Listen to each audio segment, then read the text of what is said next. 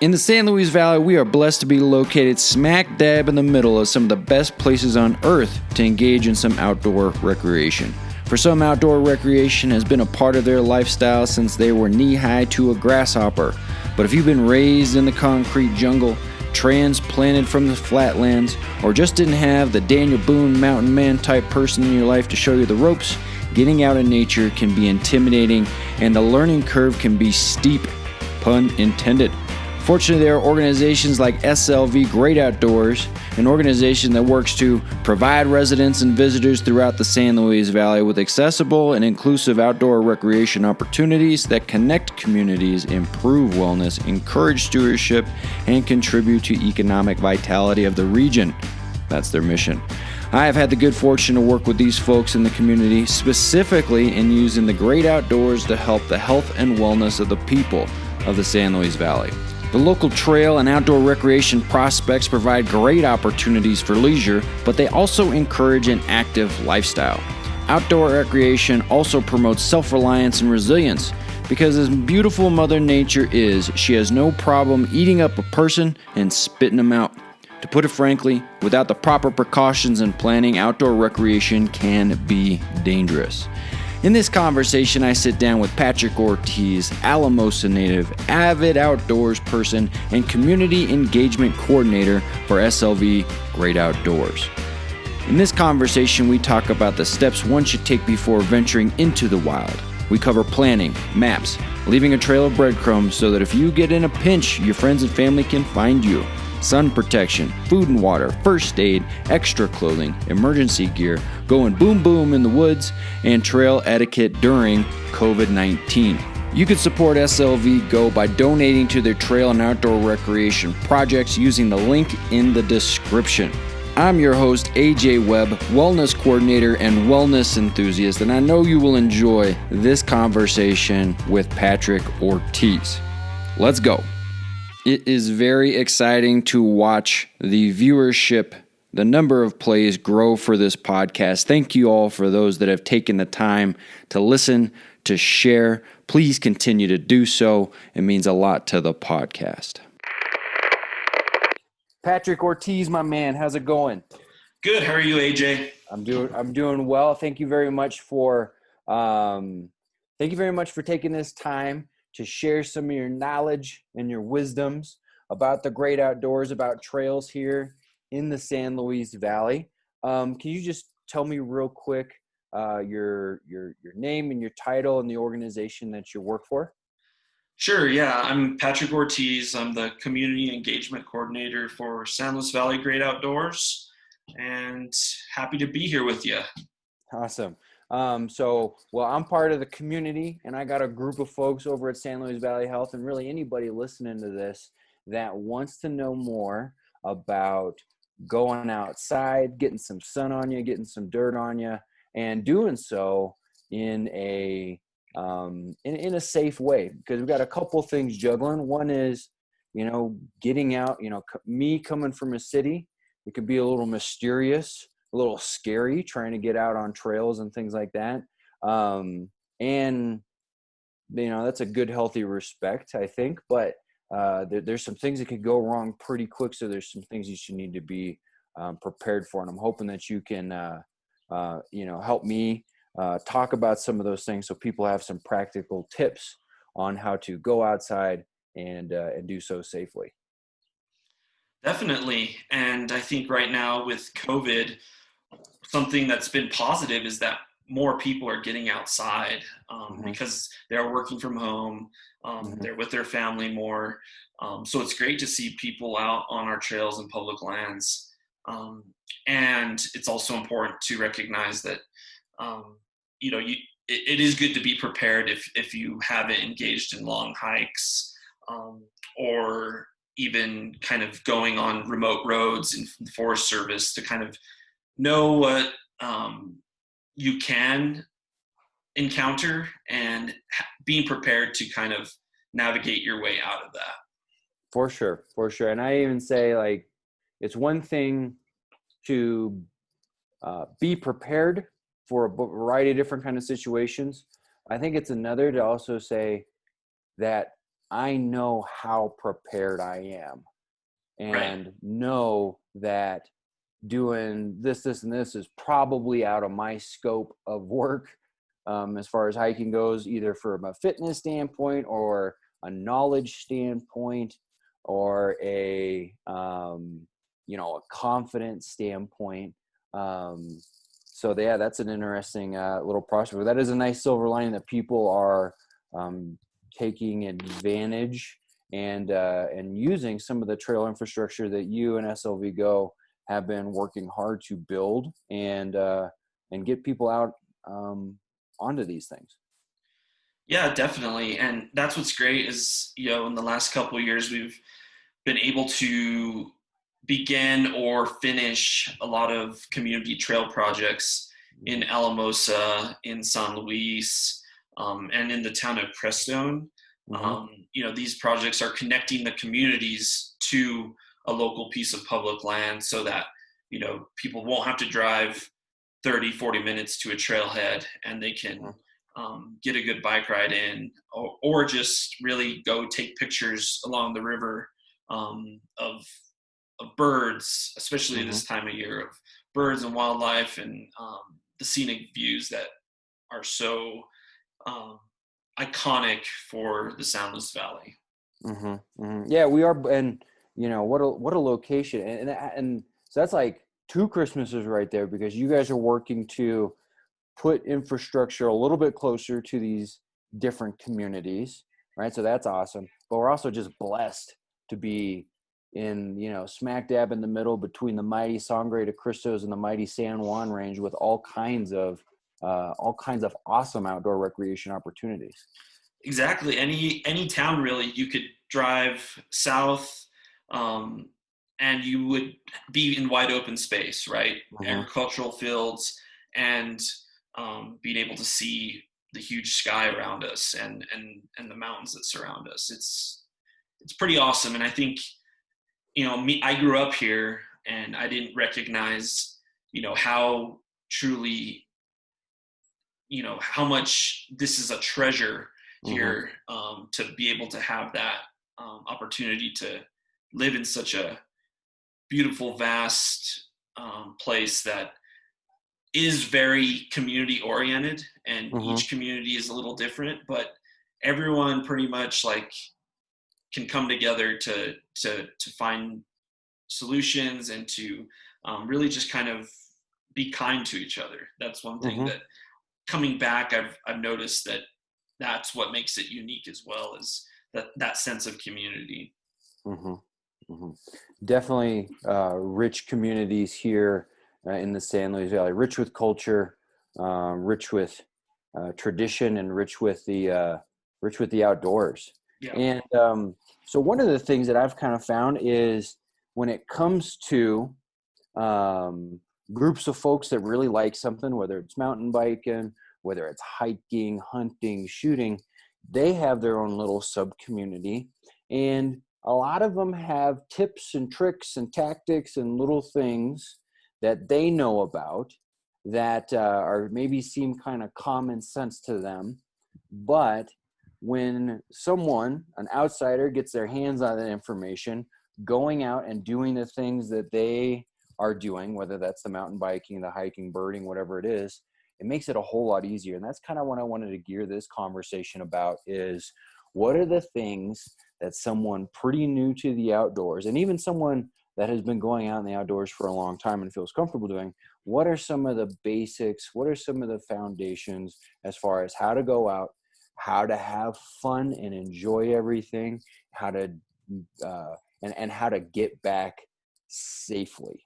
And that's kind of what I want to gear our discussion about, and tap you for those little tips, tricks, and tactics. How's that sound? Sounds great. All right, Pat. So I got a few things written down here, and I'm kind of just drawing on my own lens, my own experience of being a city slicker, coming on up here.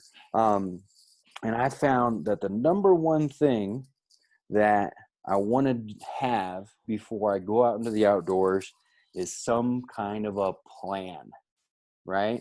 And some kind of a plan as far as some basic things, where I'm going to go, where I'm going to park, where the closest facilities are to there.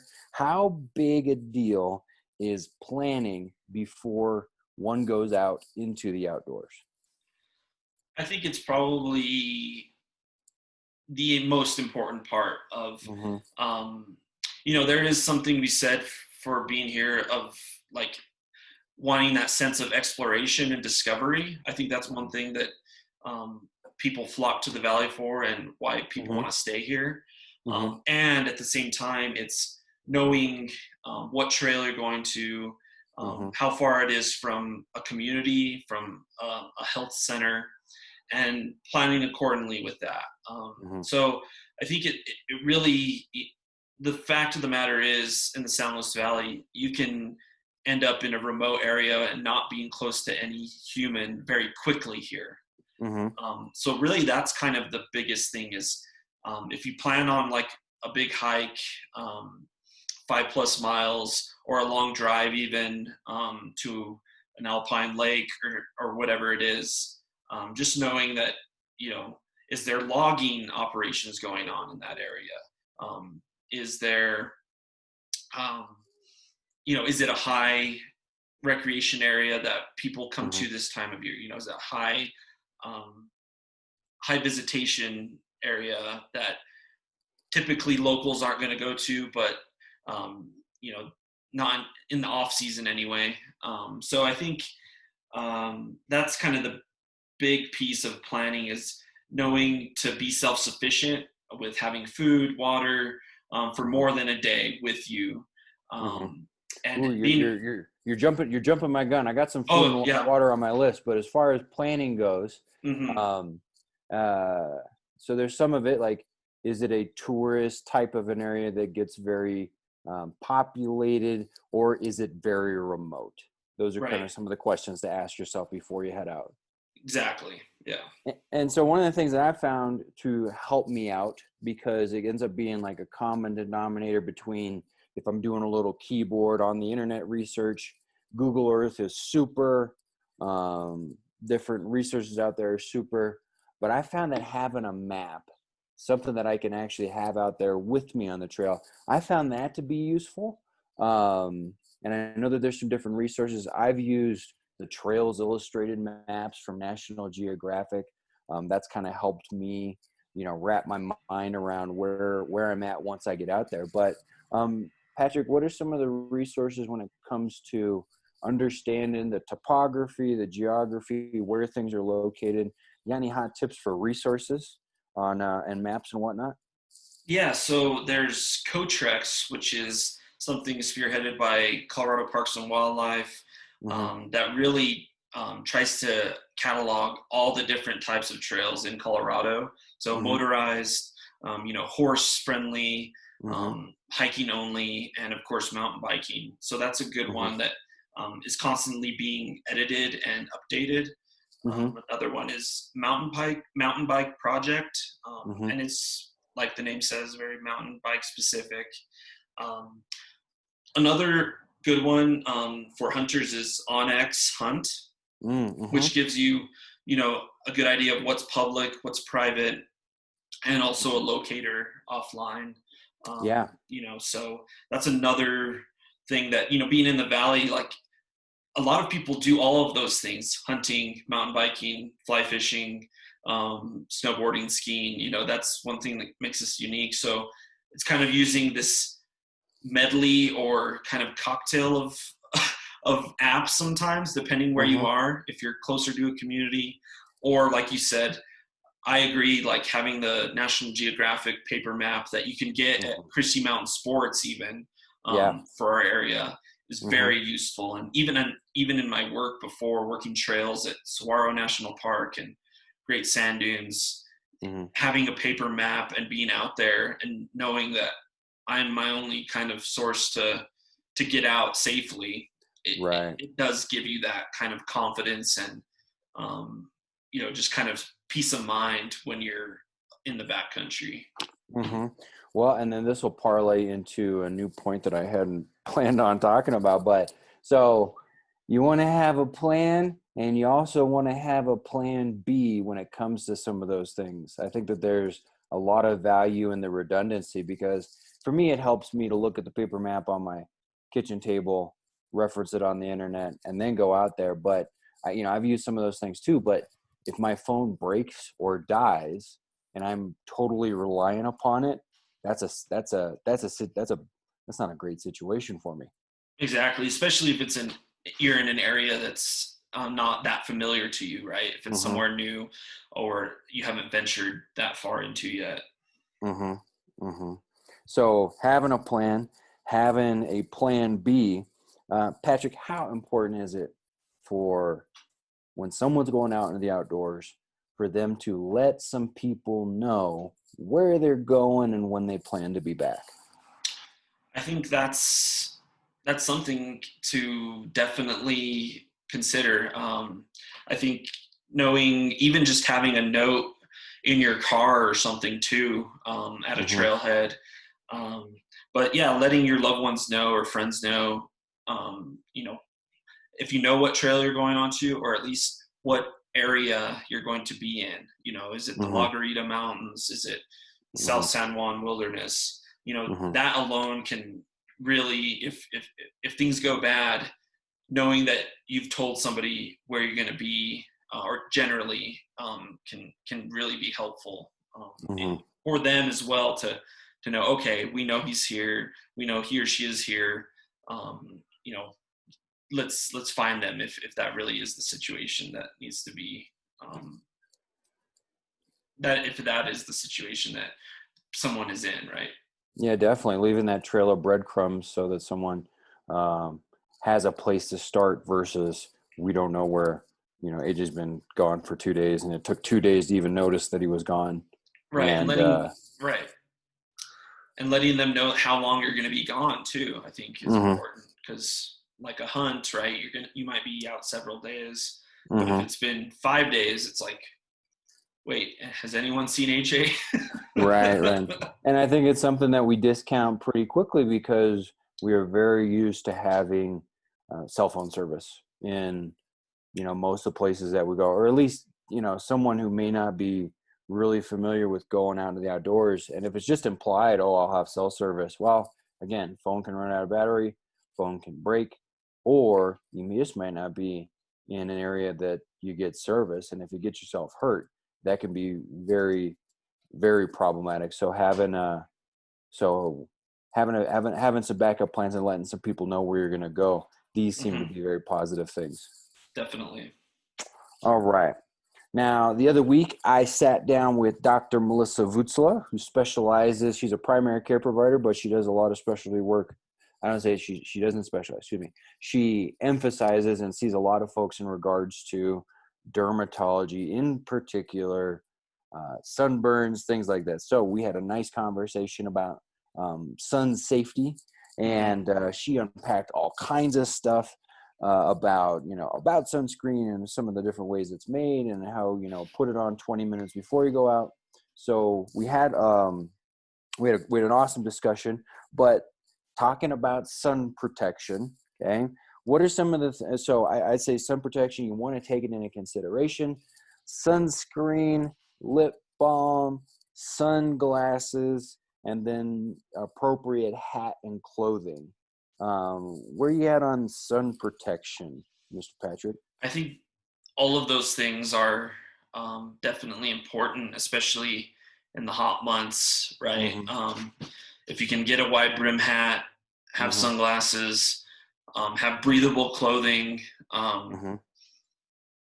and if you're have exposed skin, covering up with, sunscreen, especially at elevation, Mm-hmm. sunscreen, lip balm, Mm-hmm. that is going to make your life so much easier, Right. if you're planning on being out in the sun, in the mountains. So, Mm-hmm. and it's important. It's something that often is overlooked. And I don't know if she got into any of the, is sunscreen harmful to us as Mm-hmm. well? And I always see conflicting, reports on that. But I Mm-hmm. think generally having some sort of barrier between, your skin and UV rays is important if you're spending a lot of time outside.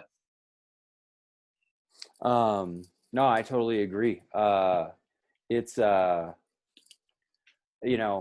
so yeah, so sunscreen and sun blocking, so we talked about those two things in that interview, and where maybe you're not that interested in using a sunscreen, right? Something that you're putting on your skin like Mm-hmm. lotion, but by paying attention to what clothes you're wearing, how, their relative breathableness to the relative amount of sun, like light that gets through there.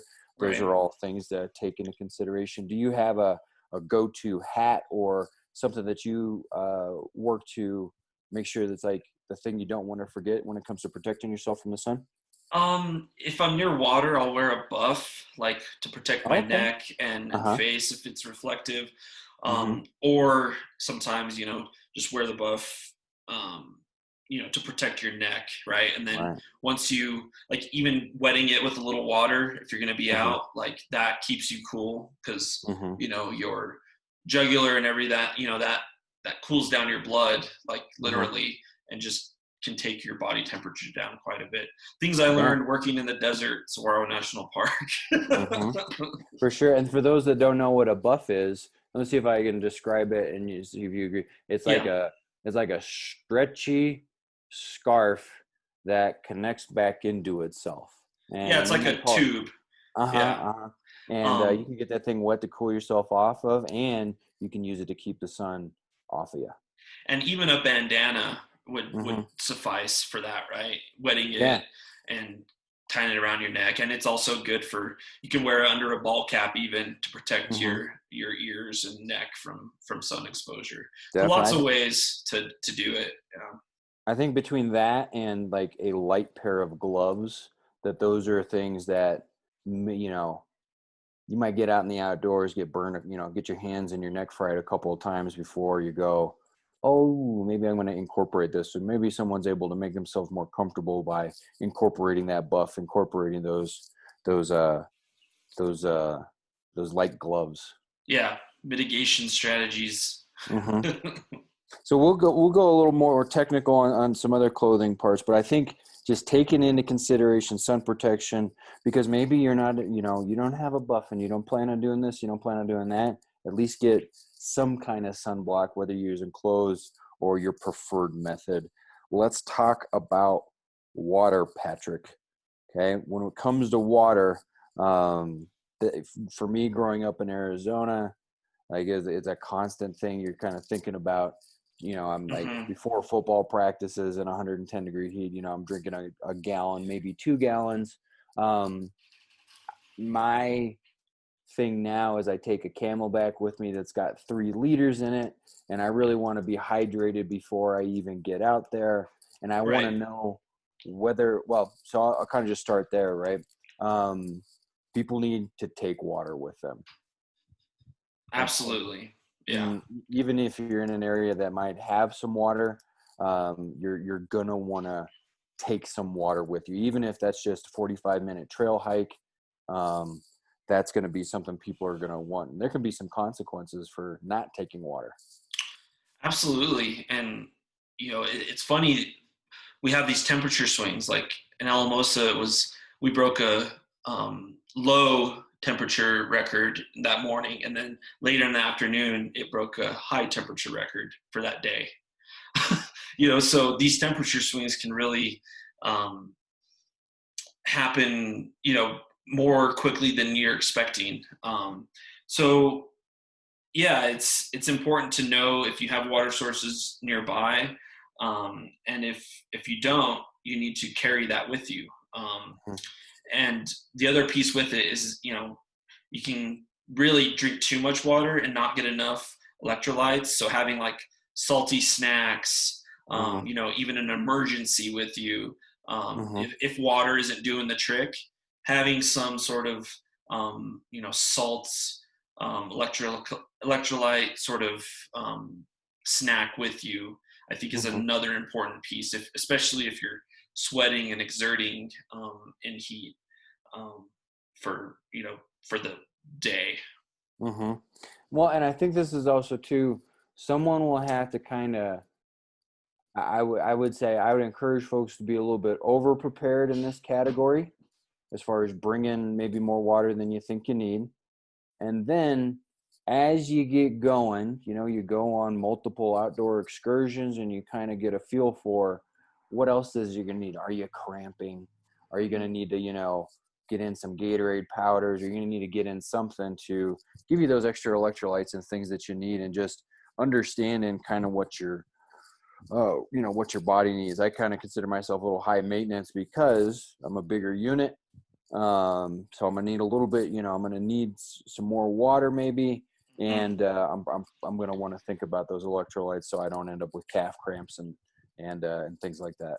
Right, exactly, and that's a good point, AJ. Of once you do a sort of an activity several times, you kind of know what you need for that day and for that time period that you're out. So that's the thing. Like the more you do it, the more comfortable you get, but also recognizing that you're your only lifeline out there if you're going alone, or if you're going just with some buddies that um, you know typically that's how you would want to view it, regardless of what the trip is and how many times you've done it. It should always be something to not be complacent about. So we can leave out like emergency water filtration kind of stuff, I think, for this, but anybody who thinks they're going to cowboy up without even taking, a 20 ounce and just carrying it with them, I would say that I would not encourage that strategy. Let's Right. let's talk food. So my go-to is I at least, maybe not when I'm doing, one of the local trails, but if I'm doing anything to where I kind of have my day pack with me, I'm at least going to have some kind of a bar or something like that, Mm-hmm. just as a little bit of a snack. I usually don't end up in situations where I'm kind of getting dizzy. My body doesn't quite respond that way, but I've seen some folks where they're in a situation where they need a snack. How important is it to bring a snack out there with you, Patrick? I think if you're going to be out for a full day, definitely. Mm-hmm. Like you said, if you're on a BLM trail hiking or biking, if you're on Forest Service, like it's always good to have it, have a stash in your car. Grabbing one before you start your hike. Mm-hmm. It's just, yeah, for peace of mind, and yeah, if you're exerting, especially at higher elevation, you're going to need some calories to replenish and just keep your energy level high. Mm-hmm. And like you said, like everybody's body's kind of different, but just to have it, because who knows, sometimes you meet up with someone and they might Mm-hmm. be kind of struggling, and you Right. might be able to help them Mm-hmm.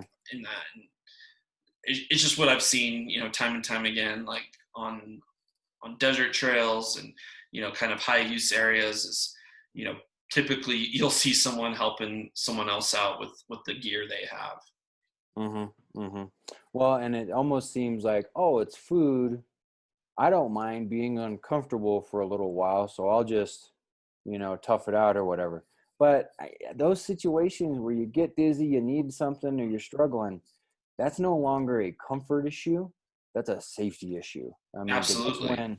that's when I have found myself after a lot of, so I'm at the top of Longs Peak in Rocky Mountain National Park, and I find myself just not making as cautious of decisions, climbing up rocks and different things like that. Um, and I said, whoa, we need to have a snack. We need to Hmm. get a little bit more glucose to the brain. We need to get a little bit more fuel so that we can at least take a pause and make some better decisions in regards to how I'm navigating this steep mountain that could really, really hurt me if I'm not respecting it the way I need to. Yeah, exactly. Like it won't hurt having it, Hmm. Yeah, absolutely. So I don't. My go-to thing is in like my kit. I kind of always have like a protein bar or granola bar that I really don't plan on eating. It's kind of just there to stay there. And then if I'm I know I'm hiking for the day. Then I add the lunch, or I add the whatever, or I add the snack or the trail mix or whatever it is. Right. But anything in particular? Is there anything in particular that you like to keep on hand for a snack or in your emergency kit?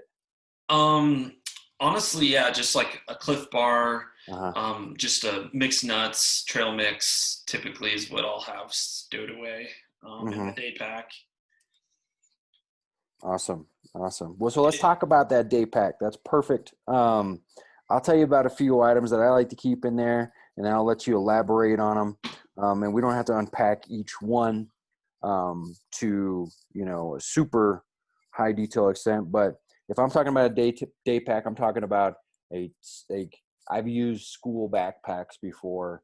I'm talking about something that I can carry a little bit of extra gear if I'm on that, beyond 1 hour kind of an excursion.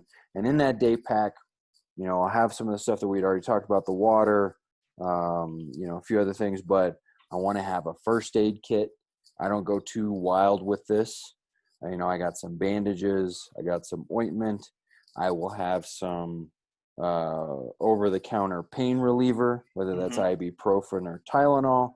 I'll have some over-the-counter allergy medicine, usually like a Benadryl, something like that. I'll have some Imodium, some anti-diarrhea medicine, and maybe some floss and a needle. I don't really plan on stitching myself up or anything like that, but I just have some basic things to address some wounds. I think I also I'm also carrying some blister stuff in my first aid kit. What do you got anything go to for a first aid kit? Does that live in your day pack too, Patrick? Yeah, I typically have a small first aid kit with a lot of those items. And a big thing to remember is to replenish those items, like, Mm-hmm. buying like a refill kit. Well, I don't know if they sell refill kits, but just buying individual bandages, Mm-hmm. stowing away some painkillers, Mm-hmm. some antacids, kind of just recognizing that Yeah. when you buy those kits, there's only like a couple packages probably of Right. each of those Uh-huh. things. Mm-hmm. Um, so that's one thing I've kind of learned. And I think in my day pack, typically I always have a rain jacket if I'm going out for Mm-hmm. more than an hour, just because, weather in Colorado changes on a dime. Mm-hmm. And a rain jacket keeps you warm and keeps you fairly dry. Um, Definitely. So let's just go. We'll go. So we got first aid kits in our day packs, extra clothes. So a rain jacket. I really like that idea. What else? uh, I guess if you're, kind of, it depends where you're going, right? Of Like, course, of course. if you're And the heading, and the time of year. and the time of year, Uh yeah. huh. But an extra, like a buff, can be used as like a beanie to keep your head warm too. That's Uh why huh. it's kind of a um, good option to have, For sure. But even regardless of the even time of just year.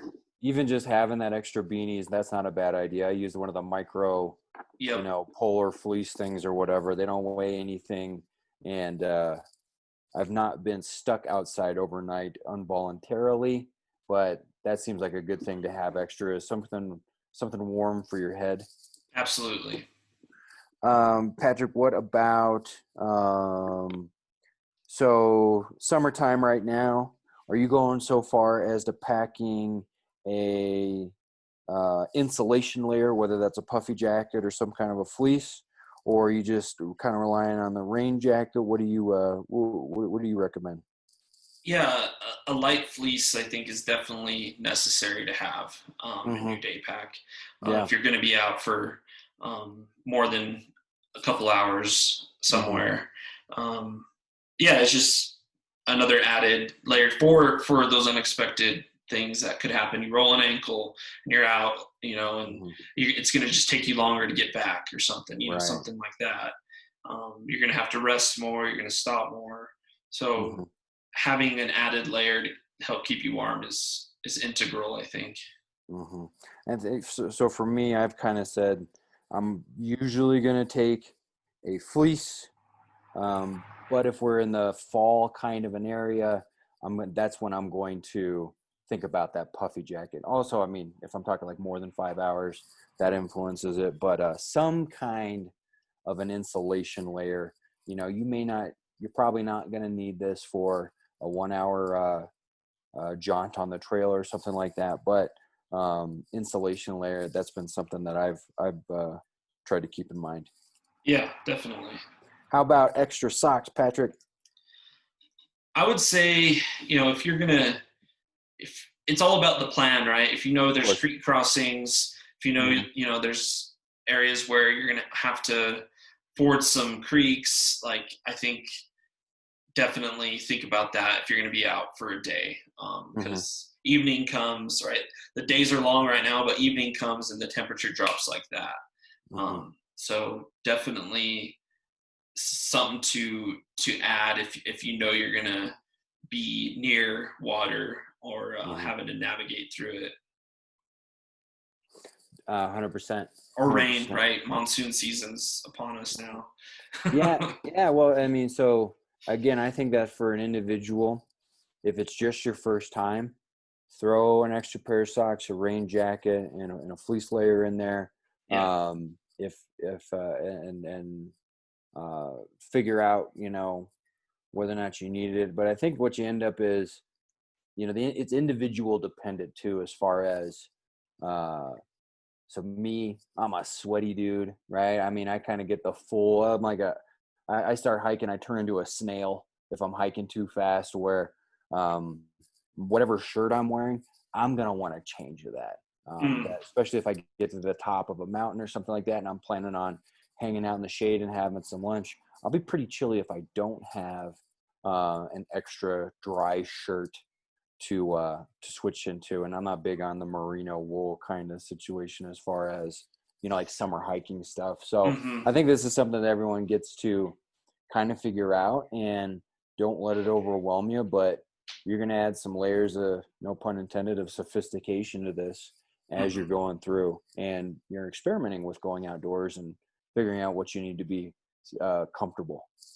Absolutely. And yeah, that's the thing too, is, there's no, panacea for any of this. It's just a lot of it's common sense. And, if it's a hoodie that you have instead of fleece, like, get out there, like wear what you want to wear. Just know that, the elements are out there, and wind and rain can make things, make a situation a lot more serious quickly. So I think that's the biggest take-home message, is knowing, the geography, the weather, time of year, and what you could encounter along those lines if you're out kind of on your own for the day. So let's talk about some of those more extreme or more dire kind of situations, as far as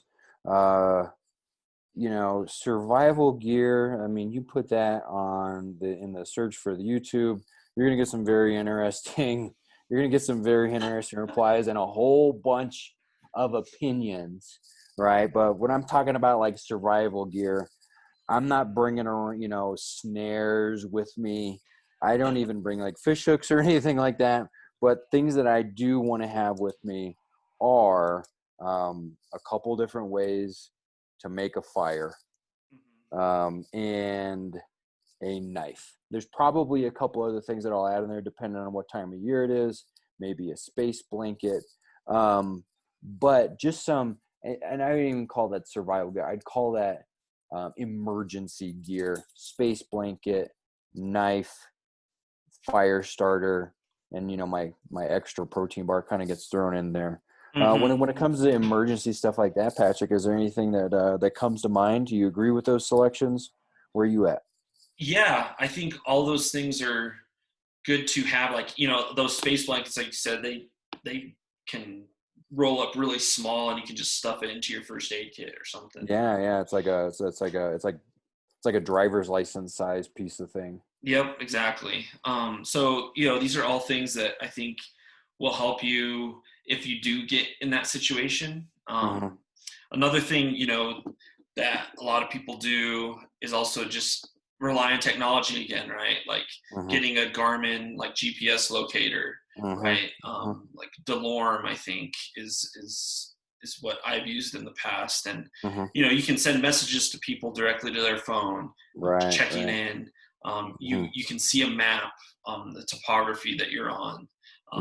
So that's a little more advanced, but that would be the only thing I would add if you are doing this often and you are kind of self-reliant, or in a small group. It's something to consider as an investment, no matter what you're doing in the backcountry or wilderness. Yeah, definitely. I mean, so my go-to as far as like emergency stuff. So usually when I'm outdoors, I'm hunting. But even now, I will take my chest rig, which is like my binocular harness with me. And in one pocket, I got a way to start a fire and I got a GPS. In another pocket, I got a way to start a fire and a knife. And then in its little basement, I have a tiny little first aid kit, a few extra batteries for my headlamp and things like that. So maybe we could add flashlight to that emergency stuff too. Is just some kind of a light source to think about carrying with. And the one I carry in that little chest rig is, it's thinner than a chapstick, about the same length, and it's got a little hat clip, and I can just throw that on there. And I got, some kind of light. I try and check that battery, make sure it's working before I go out.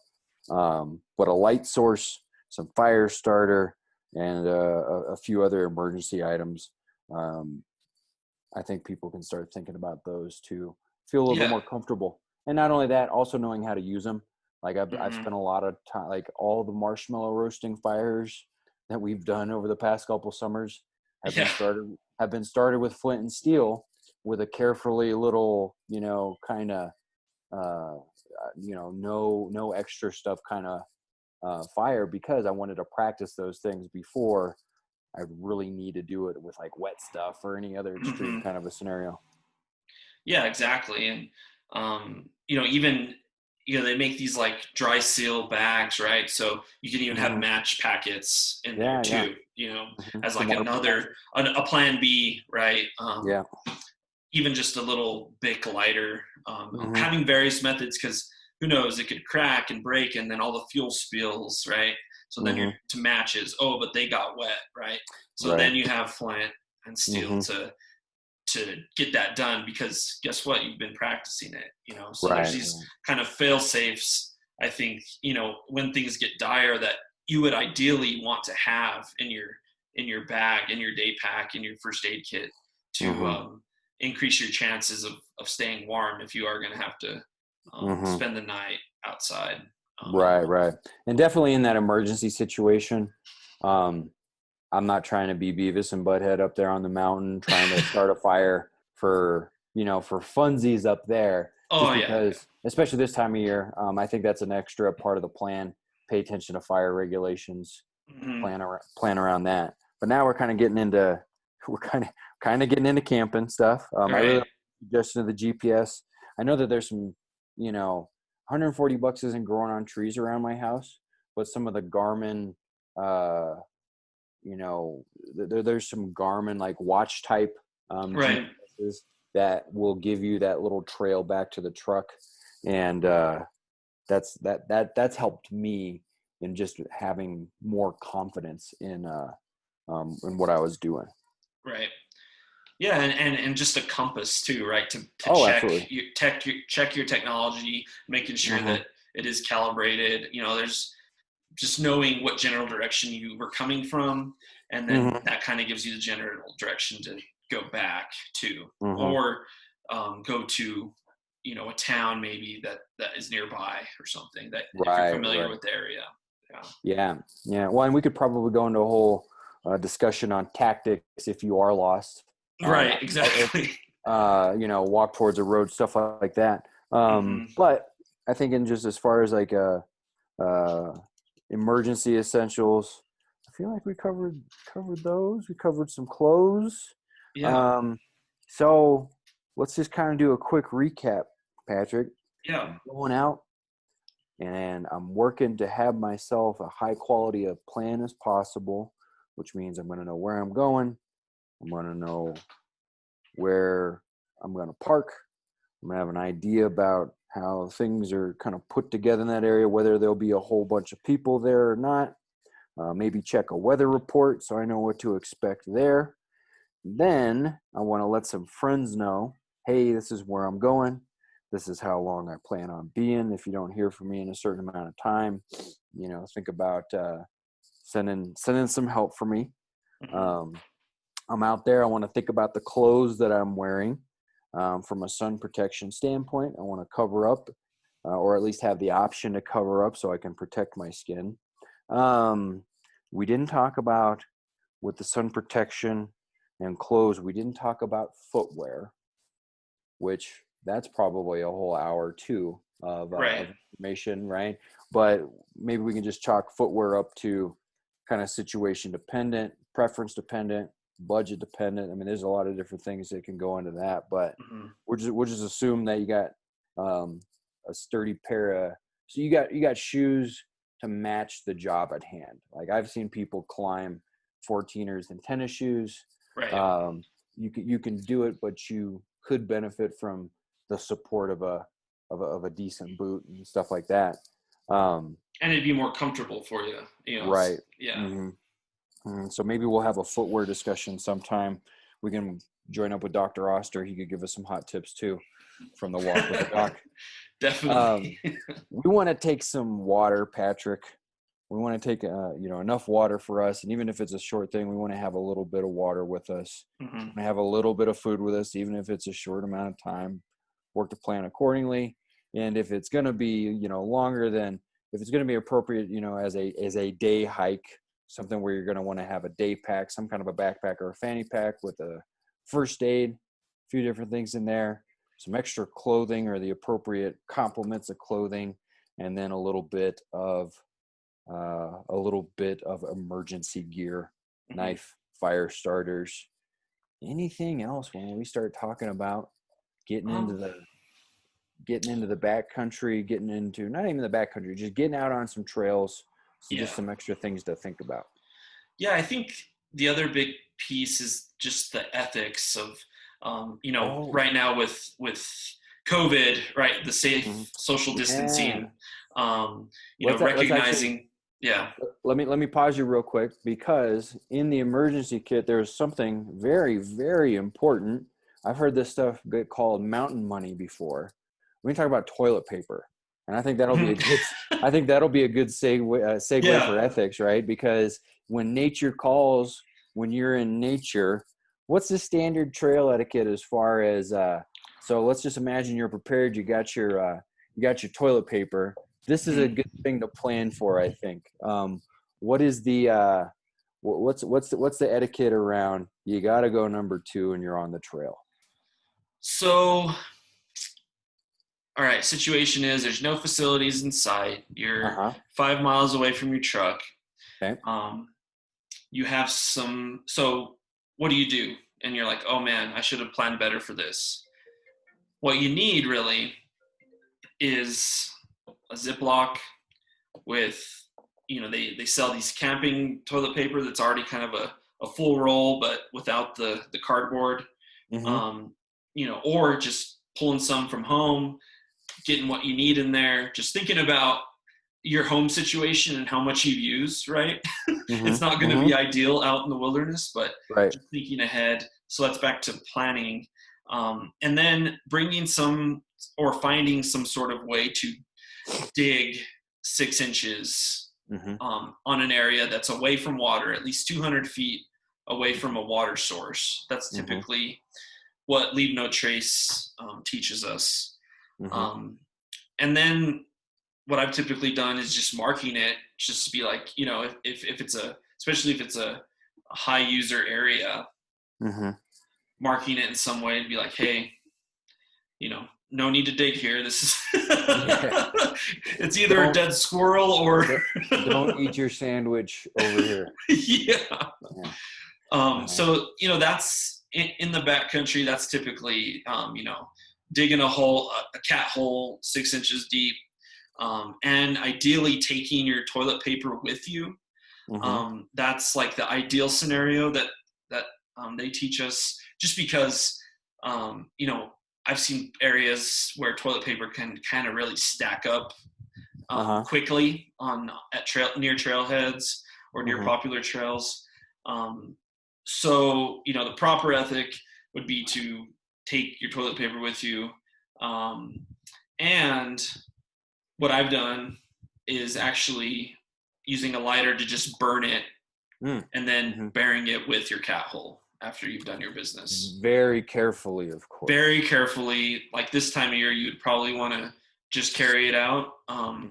But yeah. Well, and that sounds disgusting, but if you have a Ziploc bag that has, an eighth of a roll of toilet paper or whatever in it, that has 2 more Ziploc bags inside of it, right? What I've done, and I use bags a lot, and I know when it comes to things that I don't want to touch the rest of my stuff that I want to bring out of the backcountry, I'd love to recycle more, but I haven't found better solutions than to take those used toilet paper scraps, put them in that plastic bag. They're not going to touch anything else, and they can just live in that one little area, and I don't really have to worry about other stuff getting contaminated, and I don't have to worry about burning down the forest. And that's another thing, hand sanitizer. Oh yeah, definitely. Yeah. For situations like that. That's a good part of the first aid kit, the emergency kit. I think I said ointment, but part of that is implying some kind of an antiseptic, something for cleaning. But you use the word leave no trace. We talked about trail etiquette, right? So I'll just go ahead and we could talk about those another time, but I'll leave a link to the description on what is some proper trail etiquette around these parts. But where you were going was, we got COVID going on right now, and there's just a few extra things that we ought to think about. And I have a link to a handout you sent me there too. But Patrick, what's the bonus etiquette of the COVID pandemic as far as extra things we should think about? Yeah, so the Outdoor Industry Association put out a campaign really back in March, I think it started, but it's just hashtag recreate responsibly. And when you click to that, it basically tells you, no matter where you go, these are some things to keep in mind during the time of COVID at your local or any recreation area you visit. SLV GO had kind of created its own early on as well, and they're really virtually the same, but it's the know before you go. Checking out the area. Is it closed? Is it crowded? Practicing physical distancing. So just being aware of others, of other groups, and just being kind in that situation. We've already talked about planning ahead, knowing what you need for the area, for the situation, for the activity you're doing. The other one we touched on a little bit is just thinking about playing it safe and slowing down and not doing maybe overly risky things right now to, think about the healthcare system and not overburdening hospitals with the scenario that's already been put in place of them, right? Thinking about, if you get Valley injured. Health will do a good job of taking care of you. However, if we can exercise some prevention, that would more than likely be for the best at this time to save that capacity for an individual experiencing, the pandemic. Yeah, and the other piece is, exploring locally. I think it's, hard to tell people to not go on their summer vacation, which, it's fine. I understand people want to escape the heat or whatever from where they're at. But, generally speaking, just trying to explore your public lands near you is another kind of thing they're trying to drive home with this Recreate Responsibly campaign. And back to the Leave No Trace is, trying to make the place better than when you found it, so having an extra trash bag, picking up some trash you see in an old fire ring, picking up any sort of litter that you see, as you see it, it's just good because, hopefully that kind of continues and that ethic can kind of be perpetuated in your favorite recreation areas. Awesome. Well, I'll link to some of those resources in the description below. Cool. I have a big appreciation for SLV GO and the work that it does to take the outdoors, bring them to folks so that they can take themselves out into the outdoors. And these are some pretty big endeavors. I know you have some pretty big trail projects going on that require volunteers, that require some funding. So if folks are interested in supporting SLV GO and outdoor infrastructure here in the San Luis Valley, how can they donate to that cause, Patrick? So you can go to slvgo.com, and at the top there's a donate today button. And also it goes into, on that top menu, our different programs that we have going.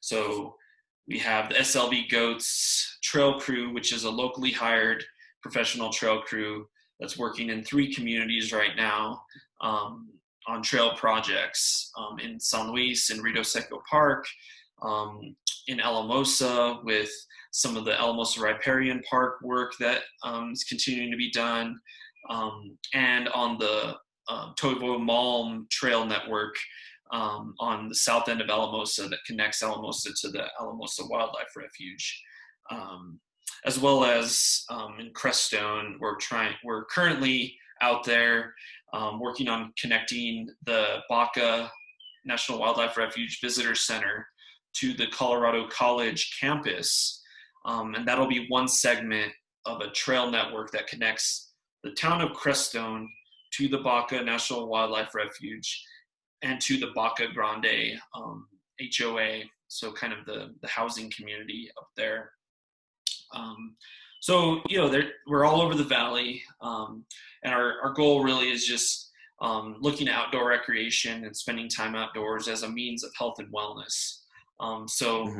This is something that AJ, you've been involved in Alamosa, is Revitalize the Rio, and talking about how to activate the Rio Grande corridor and just increase engagement of our greater population to look at our local recreation assets and how it might benefit the economy, benefit stewardship, and sort of how we take care of our public lands, health and wellness, like I said, and increasing civic health and cultural vitality.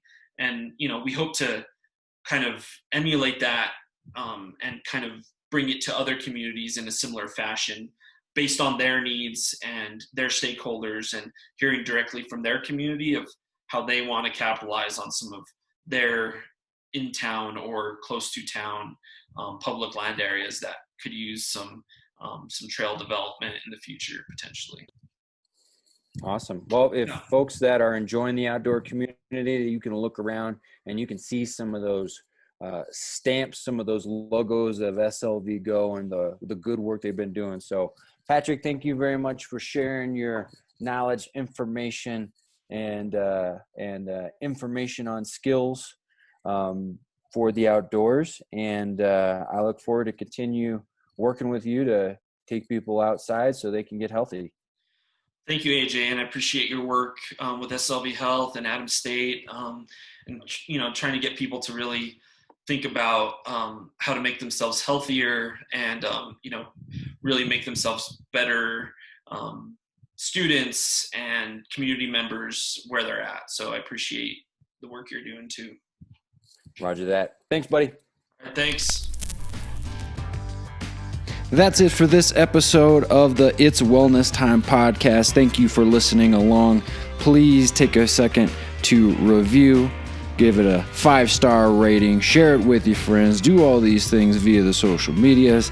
That will help me show that folks are out there listening. I look forward to bringing you more information, more inspiration to help you with your wellness. Have a super day.